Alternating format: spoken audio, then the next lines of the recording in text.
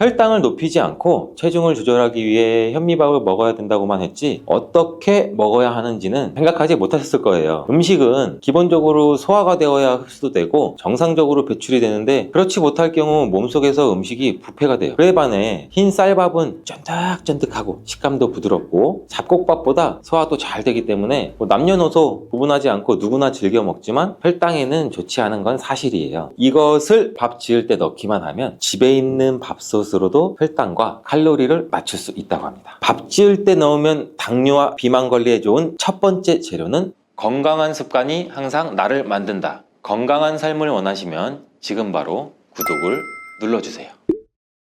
밥 지을 때 이것 한 스푼 넣으면 혈당이 잡히고 뱃살이 무섭게 빠집니다. 따끈한 쌀밥에 맛있는 김치 한 조각, 보글보글 된장찌개 한 소끔 끓여서 먹는 저녁은 우리 하루의 피로를 싹 풀어줍니다. 하지만 당뇨가 있으시거나 비만으로 인해 체중 관리를 하시는 분들은 쌀밥을 마음 놓고 먹기가 쉽지 않죠. 잡곡밥이 혈당과 체중 관리에 도움이 된다고 해서 현미밥을 많이 드시기도 하는데요. 건강상 아주 좋은 식품이긴 하지만 잘못 드시게 되면 복을 먹는 것과 같다고 합니다. 자, 무슨 말이냐? 혈당을 높이지 않고 체중을 조절하기 위해 현미밥을 먹어야 된다고만 했지 어떻게 먹어야 하는지는 생각하지 못하셨을 거예요. 음식은 기본적으로 소화가 되어야 흡수도 되고 정상적으로 배출이 되는데 그렇지 못할 경우 몸속에서 음식이 부패가 돼요. 현미의 탄수화물이 소화가 되기 위해서는 아밀라제라는 소화 효소가 필요한데 이 성분도 많이 들어보셨을 거예요. 입 안에서 이 아밀라제는 침에서 가장 많이 분비가 되기 때문에 무조건 꼭꼭 오래 씹어서 먹어야 독이 되지 않고 제대로 소화가 이루어진다고 하네요. 하지만 직장 생활을 하시거나 아이를 돌보고 상황이 여의치 않은 경우 천천히 먹는 게 그렇게 쉬운 일은 진짜 아니에요. 저도 빨리 먹는 사람도 있고 천천히 먹는 사람도 있지만 급하게 빨리 또 어디를 가야 되고 빠르게 드시는 게 이미 습관화가 되어 있다면 더욱 어려워요, 그게. 근데 거친 식감과 소화불량 때문에 잡곡밥도 멀리 하시는 분들도 굉장히 많아. 그에 반해 흰 쌀밥은 쫀득쫀득하고 식감도 부드럽고 잡곡밥보다 소화도 잘 되기 때문에 남녀노소 구분하지 않고 누구나 즐겨 먹지만 혈당에는 좋지 않은 건 사실이에요. 그래서 질병이 있으신 분들은 쌀밥을 아예 제한하시는 경우도 탁 끊으시는 분들도 많더라고요. 그럴 때마다 스트레스 없이 흰 쌀밥을 마음껏 먹을 수 있다면 얼마나 좋을까요? 라는 생각이 드시는 분도 계실 거예요. 혹시 저당밥솥이라고 들어보셨어요? 이 쌀의 대부분을 차지하는 탄수화물을 50% 넘게나 줄여줘서 탄수화물에 있는 과다 섭취를 조절해주는 신기한 밥솥이에요. 요술밥솥 같죠? 밥을 짓기만 해도 혈당 관리에 도움이 된다고 하니 당뇨나 체중 관리를 위해서 구입하고 싶다가도 나 기존에 비싼 거 하나, 밥 잘 되는 거 하나 샀는데 이런 것 때문에 고민을 하시는 분들이 또 있으실 거예요. 근데 저당밥솥 없이도 이것을 밥 지을 때 넣기만 하면 집에 있는 밥솥으로도 혈당과 칼로리를 맞출 수 있다고 합니다.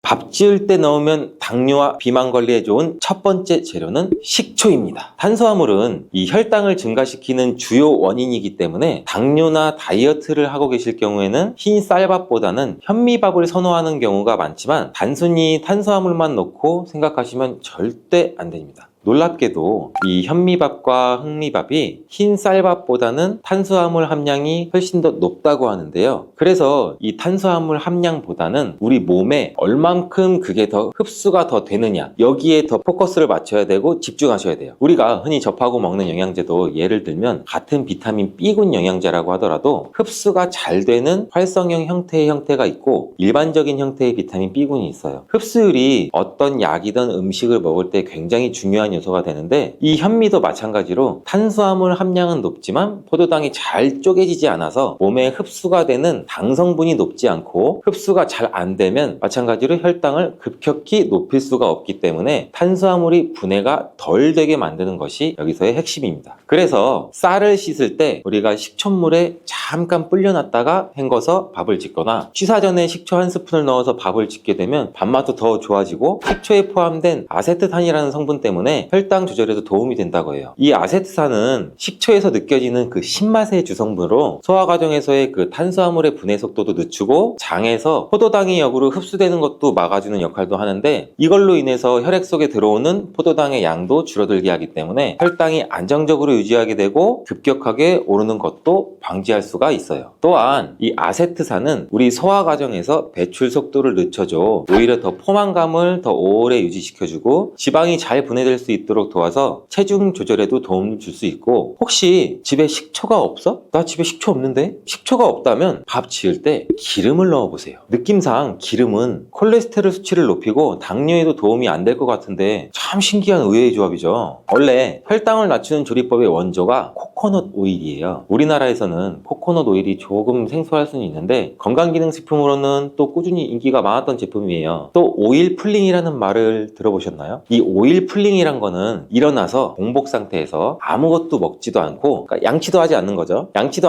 하지 않은 상태에서 오일을 입안에 머금고 있다가 뱉어내는 방법으로 입안에 생기는 독소도 제거하고 디톡스 효과까지 있다고 널리 알려져 있는 방법이에요. 밥을 지을 때 꼭 코코넛 오일을 사용해야 되는 것은 아니기 때문에 우리가 흔하게 접할 수 있는 올리브 오일이나 포도씨유 같은 거를 활용하시면 되는데, 근데 왜 밥에 기름을 넣으면 칼로리가 낮아질까요? 그 이유는 기름과 밥에 있는 전분이 만나면 전분의 분자들이 더 단단해져서 저항성 전분이란 게 만들어지기 때문이에요. 이 저항성 전분이란 우리 소화 효소에 반응하지 않고 포도당으로도 분해되지 못해서 신체에 잘 흡수가 되지 않는 상태를 뜻하는데, 쉽게 말씀드리면 몸이 밥을 식이섬유처럼 인지하게 되는 거죠. 밥을 지으실 때 1인분 기준에 기름 한 약 1스푼 정도 넣어주시면 저당밥을 아주 손쉽게 만들 수 있어요. 여기서의 꿀팁, 이 저당밥의 칼로리를 더 낮춰줄 수 있는 보관 방법이 있는데 그건 바로 냉장 보관입니다. 요즘 1인 가구, 핵가족들이 많다 보니 그때그때 막 밥을 지어 먹기보다는 퇴근하고 나 빨리 밥 먹어서 빨리 TV 봐야지, 빨리 밥 먹고 숙제해야지, 일해야지, 빨리 밥 먹고 쉬어야지, 이러신 분들이 굉장히 많아요. 이렇게 냉동밥이나 즉석밥이나 이런 것도 많이들 애용하시고 대중화가 돼 있잖아요. 이젠 밥을 직접 한번 만들어서 냉장 보관해보세요. 이 저항성 전분이 생긴 밥을 냉장고에 12시간 보관했을 때 칼로리는 60%나 떨어지고 저항성 전분은 무려 10배나 증가했다.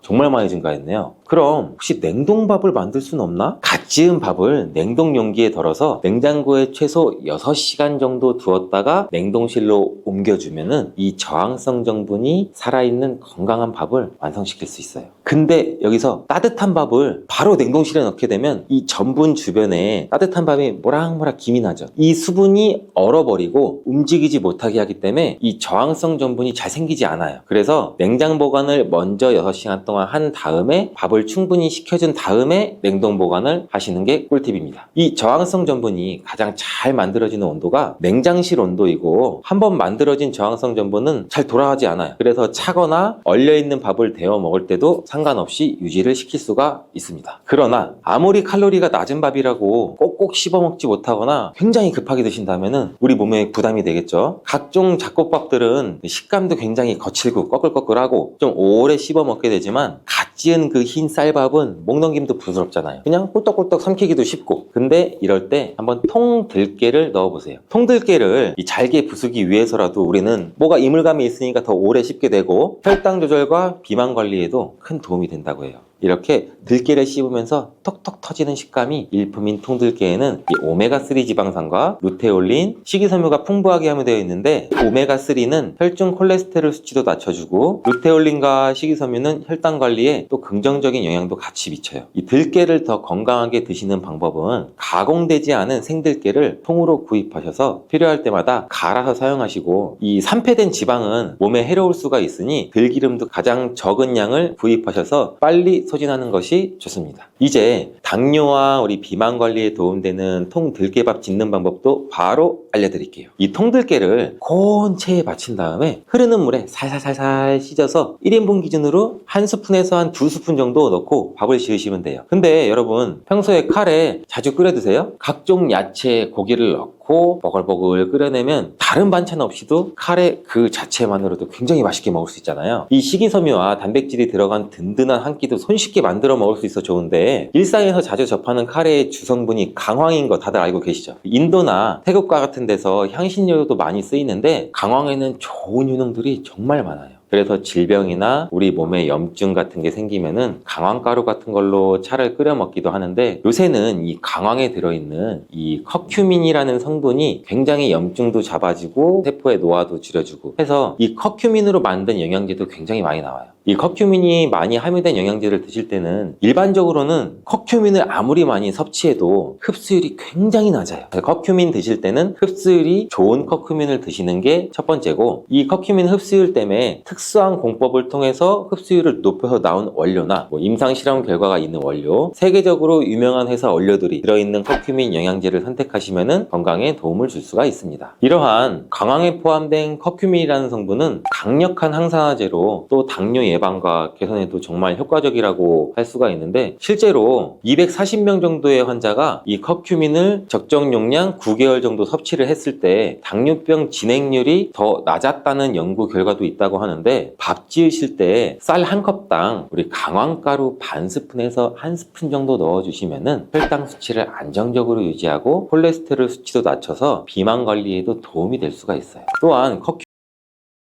소화도 도울 수 있어서 소화불량으로 고생하시는 분들에게 강황밥을 추천을 해드리겠습니다. 근데 집에서 나 식초도 없어, 기름도 없어, 동들게 강황가루 다 없어, 이러신 분들도 있을 거예요. 그럼 혹시 소주는 있으신가요? 없으시더라도 가장 쉽게 구할 수 있는 식품이라고 생각돼요. 소주. 밥 지을 때 넣기만 해도 밥맛뿐만 아니라 건강 효과까지 볼 수 있다는 사실 알고 계셨나요? 농촌진흥청 연구에 따르면 이 현미밥을 지을 때 소주를 넣게 되면 식감이 부드러워지고 생수로 밥을 지을 때보다 항산화 영양소가 풍부하게 늘어난다고 발표한 적도 있어요. 자, 이 현미밥은 혈당 상승을 막아주고 섬유질, 비타민 이런 게 풍부해서 건강상의 이점이 굉장히 많아요. 근데 거칠고 딱딱한 식감 때문에 꺼려 하시는 분들도 굉장히 많죠. 이럴 때 우리 소주를 한번 활용해 보세요. 현미밥을 지을 때 소주를 넣을 때는 생수보다 끓는 점이 낮아서 더 일찍 끓어요. 그리고 또 오래 끓기 때문에 식감이 훨씬 더 부드러워지고 항산화 영양소도 높아진다고 해요. 근데 소주밥을 먹으면 내가 밥만 먹었는데 알딸딸하고 취하는 게 아닐까, 이런 생각하시는 분들도 있을 거예요. 이런 단순한 궁금증도. 근데 걱정 안 하셔도 되는 게, 알코올은 밥이 지어지는 과정에서, 끓는 과정에서 모두 다 날아가고 알코올 향도 전혀 나지 않으니 밥 지으실 때 우리 소주 한 잔으로 건강까지 한번 챙겨보세요. 소주밥 짓는 방법은 2인분 기준의 생수와 소주 2잔을 넣어주시면 끝입니다. 오늘은 그럼 집에 남아있던 소주로 당뇨와 비만 관리에 도움이 되는 맛있는 밥 지어서 드셔보시는 게 어떨까요? 건강한 습관이 나를 만든다. 오늘도 천천히 꼭꼭 씹어서 맛있는 식사하시길 바라겠습니다. 검은콩이 건강에 좋다는 사실 모두 다 알고 있을 텐데, 특히 내장 지방을 없애서 뱃살을 빼는데 좋다고도 알고 계시는 분들도 있으실 거예요. 그런데 정작 우리의 뱃살은 빠지지 않고 콜레스테롤 수치도 낮아지지도 않는데, 그건 바로 먹는 방법에 문제가 있기 때문이에요. 물론 검은콩은 몸에 좋은 역할을 하는 효능도 많이 있지만, 어떻게 먹느냐에 따라서 오히려 몸에 독이 될 수도 있고 반대로 효능을 극대화시킬 수도 있어요. 그래서 검은콩에 대해 아주 잘 알고 드셔야 됩니다. 그렇다면 검은콩은 도대체 뭐가 그렇게 좋은 걸까요?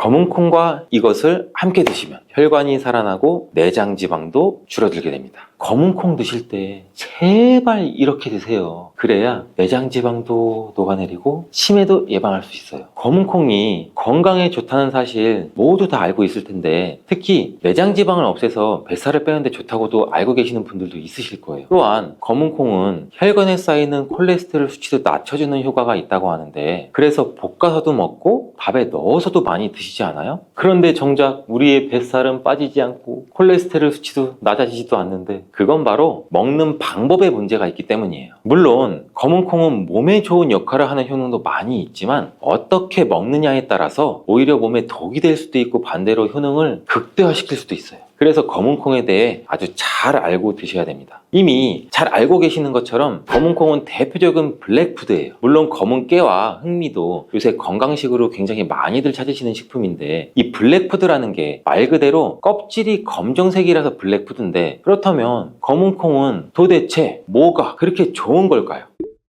검은콩의 효능 중에 첫 번째는 항산화 효과예요. 검은콩에는 이 플라보노이드라는 강력한 항산화 성분이 풍부하게 들어있는데, 이 플라보노이드는 식물세포에 존재하는 물질로 항산화 작용을 통해서 우리 몸이 산화되고 산화 스트레스를 줄여주는 역할도 해요. 산화 스트레스라는 게 뭐냐면, 우리 몸의 세포가 손상되는 원인 중에 하나로 환경적인 요인도 있고 염증, 그리고 우리 몸의 자연적인 대사 과정에서 발생되는 스트레스라고 생각하시면 돼요. 이러한 산화 스트레스로 인해서 우리 몸에 활성산소라는 물질도 생겨서 세포가 손상되고 노화를 일으키고 다양한 질병도 만들 수가 있는 거예요. 근데 검은 콩에 들어있는 이러한 항산화제인 플라보노이드는 우리 몸의 세포의 손상도 예방시켜주고 우리 몸의 이 산화 스트레스도 줄여줘요. 노화를 느리게 하고 심장질환, 암, 알츠하이머 이런 질병과 같은 여러 가지 질병의 위험을 줄이는 데도 도움이 되는데, 그렇기 때문에 검은 콩은 플라보노이드 함량으로 인해 우수한 항산화 식품으로 많이 알려져 있습니다. 검은 콩의 효능 이 두 번째는 혈당 조절에 좋습니다. 이 혈당이란 간단히 말하면 우리 몸에서 음식을 소화하면서 만들어지는 당을 말하는 건데, 이 당이 우리 몸의 에너지를 만드는 데는 꼭 필요해요. 혈당이 없으면 안 돼요. 우리 몸은 죽어요. 근데 또 당이 너무 많아지게 되면 몸에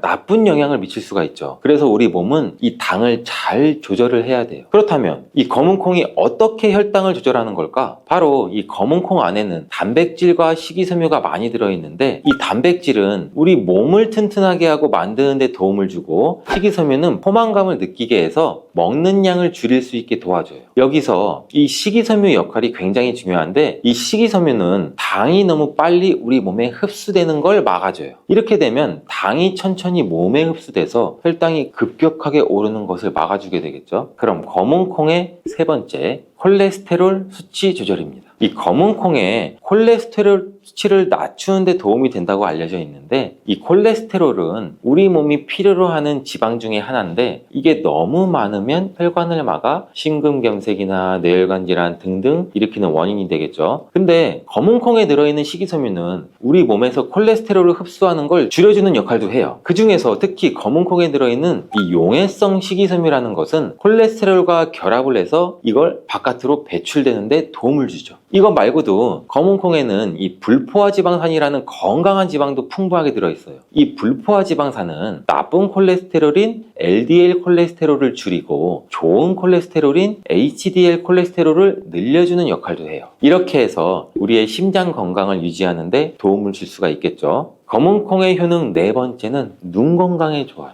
검은 콩에는 눈 건강에 도움이 되는 여러 가지 영양소가 들어있는데, 그 중에서도 이 루테인과 지아잔틴은 눈 건강에 특히나 중요한 역할을 한다고 굉장히 많이들 알고 계시잖아요. 이 루테인과 지아잔틴은 이 우리 눈의 황반 부분에 많이 존재하는 영양소인데, 이 황반은 우리가 선명하게 볼 수 있게 해주는 중요한 부분이에요. 루테인과 지아잔틴이 이 황반을 보호해주고 황반 밀도를 유지시켜서 눈의 노화를 막아주고 블루라이트와 같은 유해 파장의 빛으로부터 보호하는 역할도 같이 하게 되죠. 특히 이 루테인과 지아잔틴은 황반 변성이라는 눈 질환을 예방하는 데 도움을 굉장히 많이 주는데, 황반 변성은 우리가 나이를 먹으면서 발생할 수 있는 눈의 질환으로서 이 증상이 심해지면 시력도 나중에는 잃게 만드는 주요 원인 중에 하나라고 해요. 자, 검은 콩의 다섯 번째는 뼈를 튼튼하게 만들어줘요. 이 검은 콩은 뼈 건강에 도움이 되는 여러 가지 영양소를 함유하고 있는데, 그 중에서도 칼슘과 마그네슘이 뼈 건강에 특히 중요한 역할을 하죠. 먼저 칼슘은 우리 뼈와 이를 지탱하는 치아를 만드는 주요한 성분이기도 하는데, 우리 몸의 다른 중요한 기능들, 예를 들어서 심장 박동, 신경 전달에도 굉장히 중요한 물질이에요. 이러한 중요한 칼슘이 검은 콩에는 풍부하게 들어있어서 꾸준히 섭취하면 뼈를 튼튼하게 해주는 탁월한 식품이라고 할 수가 있죠. 그리고 마그네슘도 뼈 건강에 중요한 역할을 하는 미네랄인데, 이러한 마그네슘은 칼슘이 우리 뼈에 제대로 흡수되는 것을 또 도와주기도 하죠. 또한 마그네슘은 뼈의 구조를 유지하는 데도 필요하고 뼈를 강하게 만드는 데도 도움을 줄 수가 있어요. 검은 콩의 효능 여섯 번째는 피부 노화를 막아주는 효능이 있어요. 이 검은 콩에 들어있는 비타민 E, 아미노산, 그리고 항산화 성분이 이 피부 건강에 특히 중요한 역할을 해요. 먼저 비타민 E는 피부를 보호하는 데 중요한 역할을 하는데, 이 비타민 E가 피부의 수분을 유지하는 데도 도움을 주고 피부의 재생을 지원하고 피부의 표면을 건강을 유지하는 데 필요한 지방산을 보호하는 역할까지 같이 해줍니다. 이것뿐 아니라 검은 콩에 들어있는 아미노산은 우리 몸의 단백질을 만드는 데 필요한 성분인데, 이게 왜 피부에 좋냐면 우리의 피부는 대부분 콜라겐이라는 단백질로 이루어져 있는데, 바로 이 콜라겐은 피부의 탄력을 유지해줘서 항상 탱탱한 피부로 보이게 되는 거죠. 또한 이 검은 콩에는 아미노산도 풍부하게 들어있는데, 아미노산도 콜라겐 생성에 도움을 줄 수가 있어요.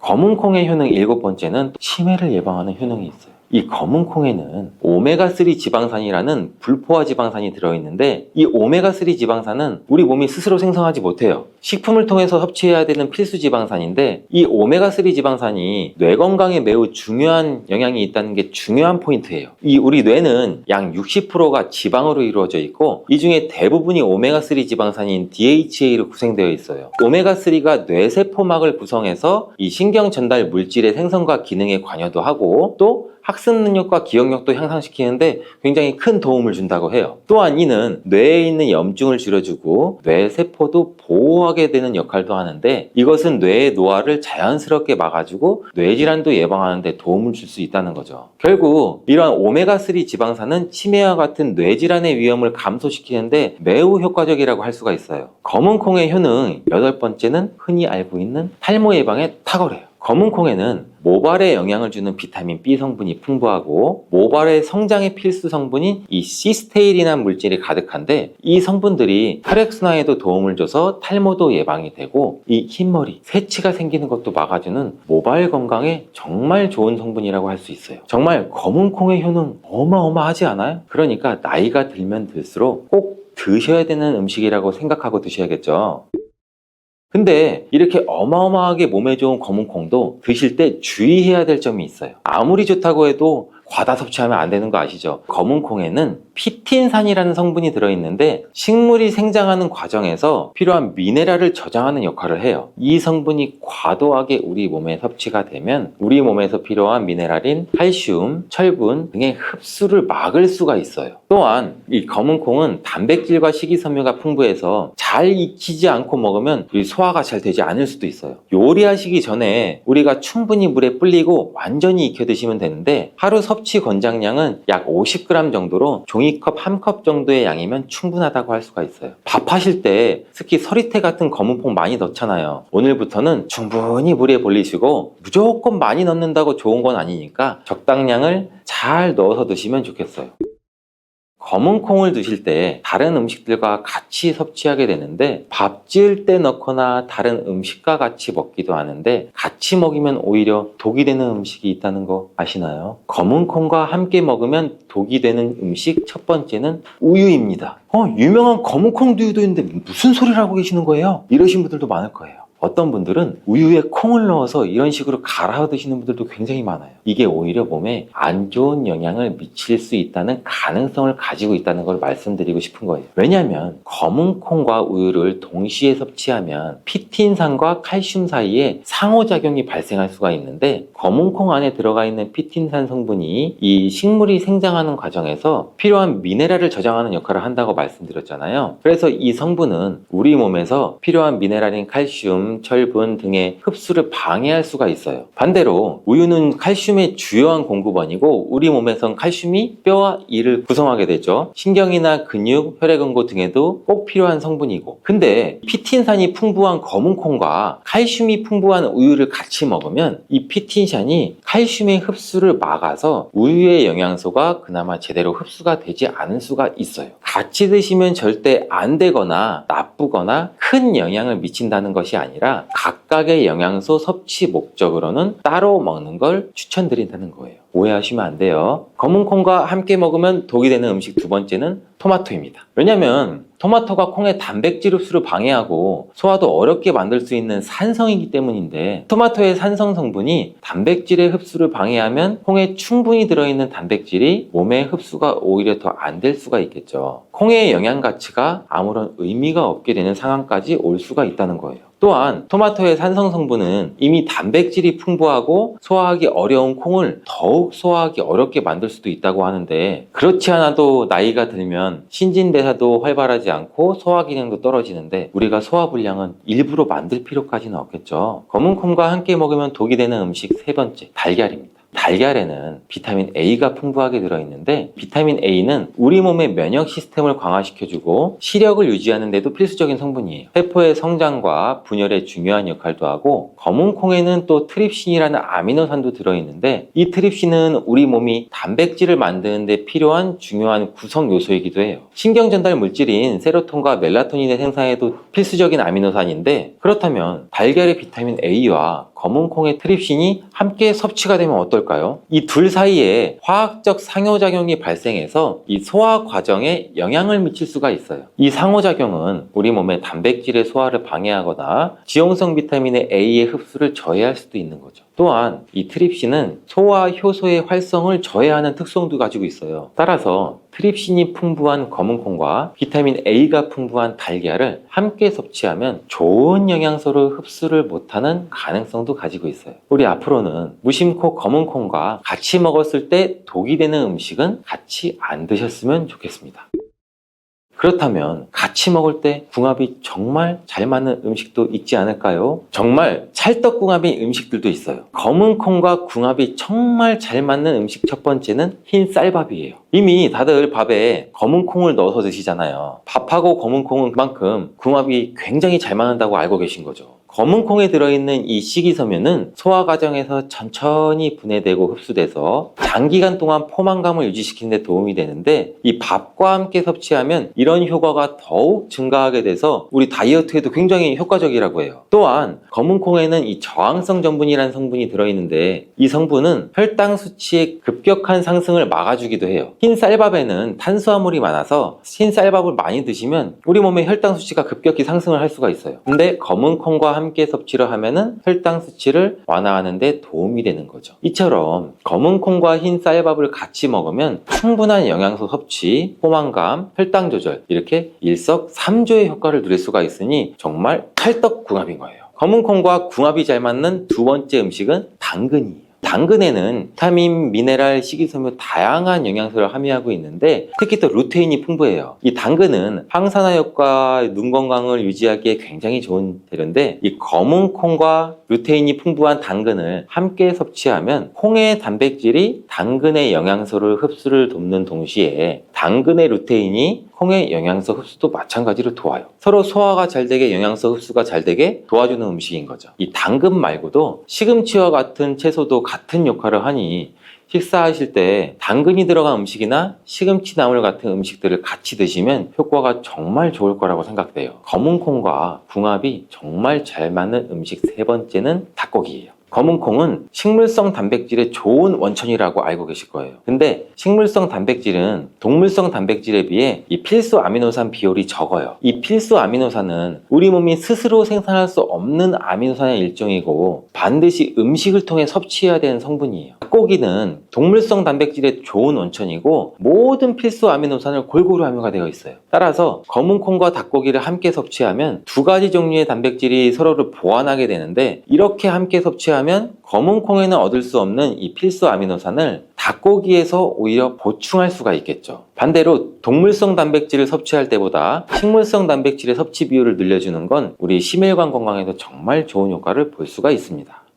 이 성분은 우리 몸에서 염증을 유발하는 물질인 이 프로스타글란딘이라는 물질이 있어요. 이거의 생성을 억제하는데 매우 효과적인 것으로 밝혀졌고 또 이 성분은 소화기 계통에 유익한 성분으로 굉장히 유명한데 우리 위의 점막을 보호하고 위염을 예방하면서 소화불량을 개선하는 데 굉장히 유용합니다. 또한 위장을 자극해서 소화를 돕고 변비도 완화시켜주는 데 중요한 역할을 하고 일부분만 곰팡이가 생겨도 이 독이 생강 전체에 퍼질 수가 있어서 곰팡이가 핀 생강은 여러분 아깝더라고 그냥 다 버리세요. 건강한 습관이 항상 나를 만든다. 건강한 삶을 원하시면 지금 바로 구독을 눌러주세요.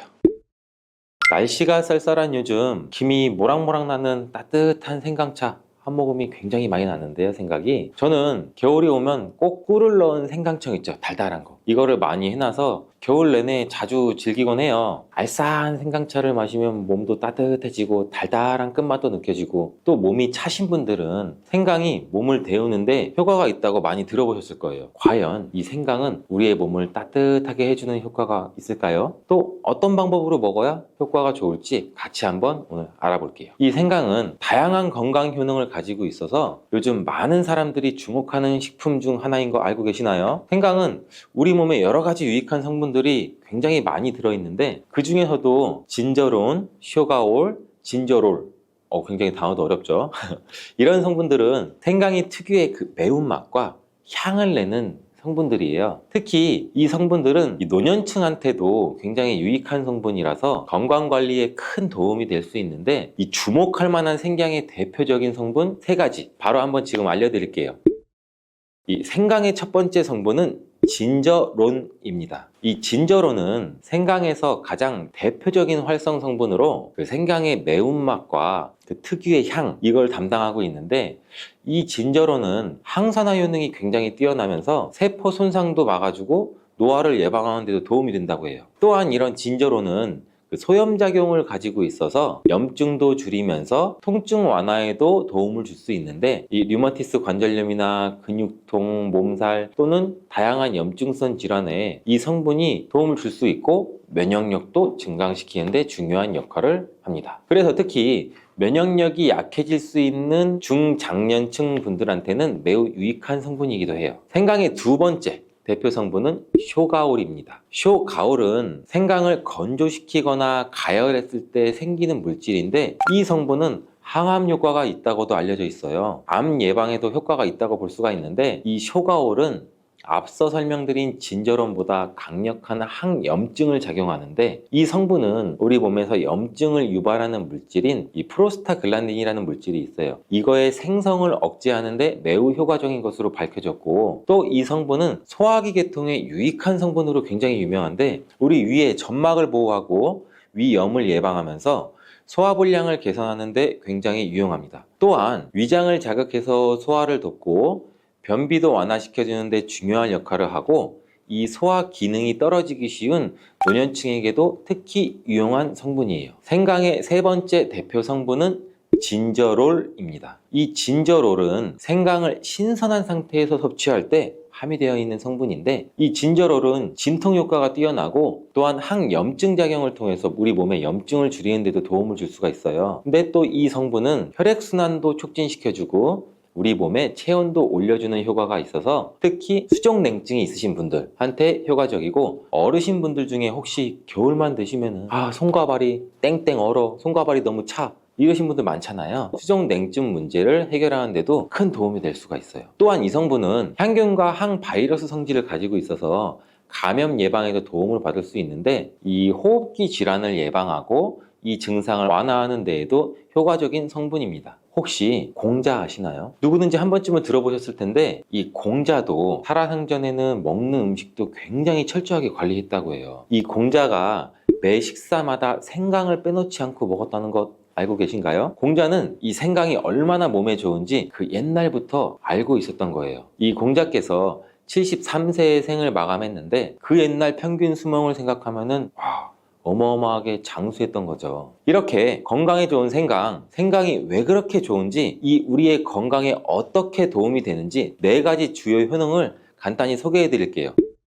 생강의 효능 첫 번째는 면역력 강화입니다. 이 서울대 노화연구소에서 꼽은 면역력에 좋은 식품 3가지 안에 이 생강이 포함돼요. 생강에는 아까 소개해드렸던 3가지 성분, 진저론, 쇼가올, 진저롤이 포함되어 있어서 우리 몸의 면역력을 강화하는 데 매우 효과적이고, 특히 항염증 효과가 뛰어나서 몸의 염증을 줄여주고 면역체계가 더 강하게 작동하도록 도와주는데, 면역력이 떨어지기 쉬운 노년층에서는 자주 섭취하는 것이 좋은 식품입니다. 생강을 꾸준히 섭취하면 감기나 각종 질병에 걸리는 확률도 낮춰줄 수 있다는 거 잊지 않기를 바라겠습니다. 생강의 두 번째 효능은 항산화 효과입니다. 미국 국립암연구소가 뽑은 항산화 식품 1등급인 생강은 진저론과 쇼가올 같은 성분이 포함되어 있는데, 이 성분들은 강력한 항산화 효과를 가지고 있어서 이 물질이 우리 몸에서 자유 라디칼이라는 그 유해 물질을 제거해줘요. 그래서 노화나 염증이나 심혈관 질환, 그리고 또 각종 질병도 예방하는 데 굉장히 중요한 역할을 하고, 특히 이 생강은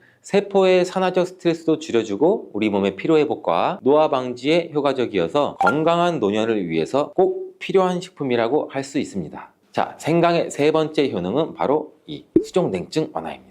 이 수족냉증은 특히 노년층에서 흔하게 나타나는 증상 중에 하나인데, 손끝, 발끝이 차가워지고 특히 여름철보다는 겨울철에 더 불편함을 겪는 분들이 굉장히 많으세요. 근데 이 생강이 혈액순환을 촉진시켜주는 효과도 있고 수족냉증을 완화하는 데도 굉장히 탁월해요. 생강의 진저로 같은 성분이 우리 몸의 체온을 따뜻하게 높여주고 혈관도 확장시켜서 손, 발끝이 따뜻해지는데 혈액순환을 통해서 도움을 줄 수가 있죠. 또한 이 한의학에서는 생강이 몸에 찬 기운을 밖으로 내보내주고 또 몸 안에 열을 발산해 주는 걸로 효능이 있다고 굉장히 유명한데, 우리 옛 조상님들부터 이 생강이 몸을 따뜻하게 해주는 효과가 있다는 것을 알고 있었던 것이죠. 생강의 네 번째 효능은 우리 소화불량 개선입니다. 예전처럼 많이 먹지도 않았는데 속이 더부룩하신 분들 많으시죠? 소화불량은 나이가 들면서 자주 겪게 되는 일반적인 문제이기도 한데요. 나이가 들면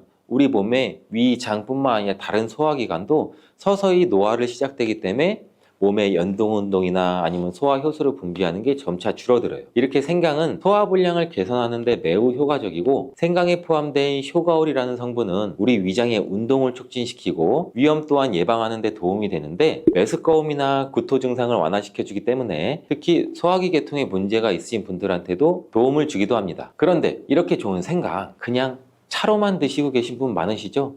생강차가 굉장히 유명하고 대중적이잖아요. 근데 각 방법은 그에 맞는 효능을 더 잘 발휘할 수 있기 때문에 여러 방법으로 생강을 활용해서 드시는 게 좋습니다. 차로 드시는 것 말고도 여러 가지 섭취 방법이 있으니 제가 자세히 한번 알려드릴게요. 자, 첫 번째 방법은 가장 간단한 방법으로 생으로 먹는 것입니다. 생강 생으로 먹으면 씁쓸하고 맵고, 생강을 얇게 썰어서 샐러드나 요리에 넣어서 먹을 수도 있어요. 근데 생강을 생으로 먹을 때 생강의 모든 효능을 그대로 섭취할 수 있고, 실은 항산화 효과, 항염 효과를 가장 잘 느낄 수 있다고 해요. 물론 그 특유의 쌉싸름하고 매운맛이 강하기 때문에 이런 매운맛, 쌉싸름 맛을 좋아하지 않으시는 분들은 식초에 조금 절여주시거나 물에 생강을 조금 담가서 매운기를 빼고 드시면 생으로 먹는 것이 조금은 아마 편해질 거예요. 두 번째 방법은 생강을 말려서 먹는 거예요. 생강을 건조시켜서 차나 국물에 넣어 먹을 수가 있는데, 햇볕이 잘 들고 통풍이 잘 되는 곳에 말리셔도 되고, 아니면 음식 건조기 같은 거에 놓고 말리셔도 돼요. 이러한 말린 생강은 소화 기능을 더욱 돋고 소염작용을 강화하는 데 효과적인데, 이 말린 생강은 장시간 보관이 가능하고 또 생강의 매운맛이 부드럽게 중화돼서 편하게 섭취 가능해요. 체온을 높여주는 효과가 있고 겨울철에도 특히 유용한 제품이죠. 차로 끓여서 마시면 또 몸을 따뜻하게 해주고 피로 회복에도 도움이 돼요. 우리 흔히 약국 같은 데서 많이 보면은 생강 쌍화도 굉장히 많잖아요. 이렇게 생강이 가지고 있는 효능 때문에 쌍화차랑도 같이 혼합해서 곁들여서 나온 제품들도 많은 이유가 이것 때문이죠. 그리고 세 번째 방법은 생강을 가루로 내서 먹는 방법이에요. 생강가루는 또 다양한 요리에 활용할 수 있고, 특히 음료나 디저트에 넣어서 먹기 좋은데, 혹시 진저맨 쿠키라고 들어보셨나요? 진저가 생강이잖아요. 이 진저맨 쿠키는 크리스마스 때 유독 상점이나 이런 쪽 마트 쪽에 자주 보이는데, 외국에서는 이 진저맨 쿠키라고 쿠키 반죽에 생강가루를 소량 넣어서 겨울철에 생강을 먹기 싫어하는 아이들한테 이렇게 가루 형태로 만들게 되면 생강의 매운맛을 부드럽게 즐길 수 있고, 물에 타서 마시거나 다양한 요리에도 넣어 드실 수 있고, 또한 소화 기능도 돋고 약간의 진통 효과까지 누릴 수 있어요. 그냥 생강만 드시게 되면 너무 맵다고 하시는 분들 있으신가요? 또는 생강의 향이 너무 강해서 몇 개 드시고 싶으신 분들도 있으실 텐데, 그런 분들은 주목해 주세요. 생강과 잘 어울리는 식품 몇 가지를 제가 지금 소개해 드릴게요.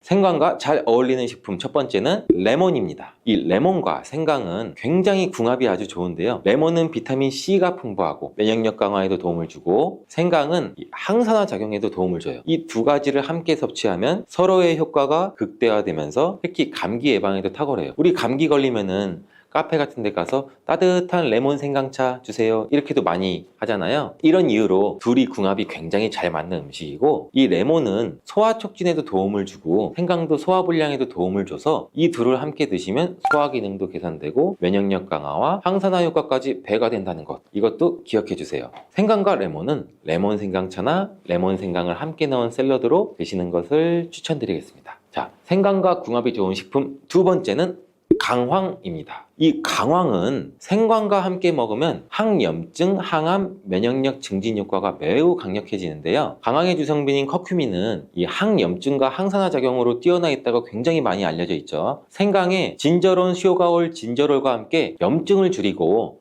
세포 보호 효과를 극대화할 수 있어요. 또한 강황은 면역력도 강화하는데 굉장히 중요한 역할을 하거든요. 생강과 강황은 두 가지 모두 소염작용이 뛰어나기 때문에 관절염이나 염증성 질환을 앓고 있는 사람들한테 매우 뛰어난 작용도 하기 때문에 강황 생강차는 특히 겨울철에 체온을 올려주는 효과도 있고, 겨울철에 몸이 차신 분들, 그리고 염증이 있으신 분들, 그리고 삭신이 쑤시는 분들, 수족냉증이 있으신 분들한테 추천드리겠습니다. 생강과 같이 먹으면 좋은 식품 세 번째는 꿀입니다. 자, 겨울철에 꿀에 생강을 담궈서 절여서 차로 드시는 분들 굉장히 많으시죠. 그 꿀은 생강과 함께 섭취하면 그 효능이 배가 되는데, 꿀은 항균과 진정 효과가 있어서 생강의 자극적인 맛을 부드럽고 달콤하게 해줄 뿐만 아니라, 꿀은 피로회복도 좋고 생강과 함께 먹으면 소화불량 개선에도 도움이 됩니다. 이 꿀 생강차는 우리 속을 따뜻하게 해주고 위와 목을 따뜻하게 해줘서 감기 증상이나 기침 완화에도 좋은 음료가 될 수가 있습니다.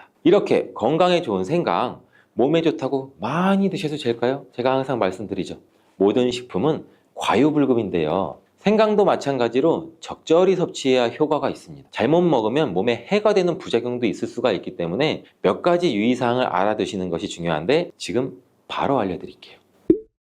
생강을 저장할 때 대충 비닐에 보관하셨다가 곰팡이 피신 분들 있으시죠? 이 생강은 곰팡이가 생기지 않도록 주의해야 하는 게 첫 번째인데요. 이 생강 자체에 수분 함량이 많아서 습기에 민감해요. 또 곰팡이가 이것 때문에 쉽게 생길 수가 있죠. 이때 곰팡이가 생긴 생강은 절대 섭취하지 않도록 해주세요. 왜냐하면 이 생강에 핀 곰팡이는 미코톡신이라고 하는 독소를 생성하는데, 그 일부 미코톡신은 인체에 굉장히 유독해요. 그래서 간과 신장, 면역계에 심각한 손상을 줄 수도 있습니다. 또한 이 생강의 일부분만 곰팡이가 생겨도 이 독이 생강 전체에 퍼질 수가 있어서, 곰팡이가 핀 생강은 여러분 아깝더라고 그냥 다 버리세요. 곰팡이가 피지 않도록 생강을 보관할 때는 통풍이 잘 되는 곳에 보관해 주시고, 습기가 많은 곳은 피하시는 게 좋아요. 이렇게 생강은 많은 효능을 가지고 있지만 과다하게 섭취할 경우 부작용도 있을 수가 있는데, 너무 많이 지나치게 먹으면 우리 속이 쓰리거나 위염, 위장장애를 일으킬 수 있고, 하루에 2g에서 3g 정도를 섭취하는 게 적당하면서 위장이 민감하신 분들은 조금 더 적은 양을 섭취하는 것이 좋다는 것 기억해 주세요.